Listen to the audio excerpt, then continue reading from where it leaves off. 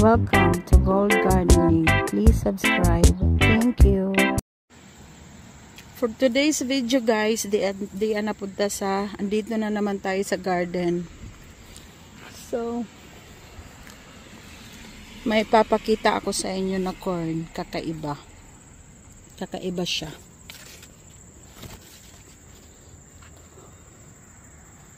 Ito siya. Ayan. Sabi, nag-google ako, sabi, corn smut daw ang tawag dyan. Ayan yung itsura niya. Yan yung corn. Ito dapat magiging corn, pero nagkaroon siya ng ganito. Sabi, delicacy daw yan sa Mexico. Pag nagkaroon ka daw ng ganyan sa corn, it means delicacy daw yan at healthy at nakakain, edible. At masarap daw. Kalasa lang daw siya ng normal na corn. Parang ganito lang. Tapos, ayun, nakakain daw yun. So, hindi pa ako nakapag-try. Hindi pa ako nakapag-try kumain yan. Kasi, last year meron din akong ganyan, pero hindi ko alam na nakakain pala, kaya tinapon ko siya. This time parang bet ko siyang lutuin kasi naghanap ako sa website kung paano siya lutuin. So pwede ko yan siyang maluto. So ayan yung itsura niya. Corn smut ang tawag. Edible siya. Parang nakakatakot kainin, no, kasi tignan nyo. Nakakatakot yung hitsura niya eh. Diba? Nakakatakot. Pero masarap daw. At mahal daw yan sa Mexico. Natakot siya kainin, kaya okay lang. I-try natin yan, pero not sure kung kunin natin para maluto natin today. Oops. Na-blurry yung ano ko, camera.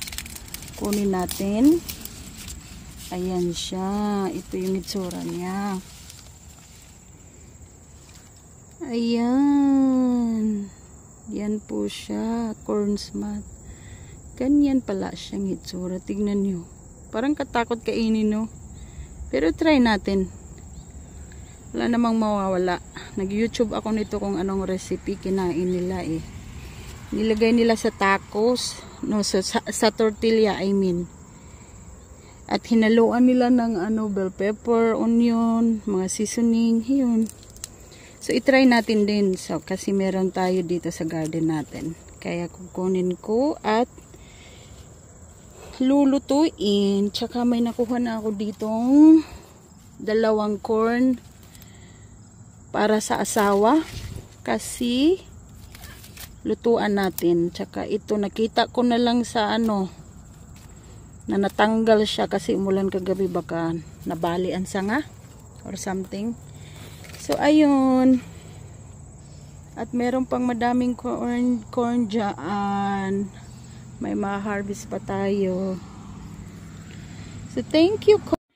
So ito na siya, naluto ko na. Yung sahog natin lang, sibuyas at saka sibuyas na dahon at saka mahaba na sili. Yung lahat lang doon sa garden na kuha ko. Saka ito galing din yan doon. So corn to. Ito yung corn smut na luto na. So tikman natin. Tikman natin. Ito na siya. Naluto na.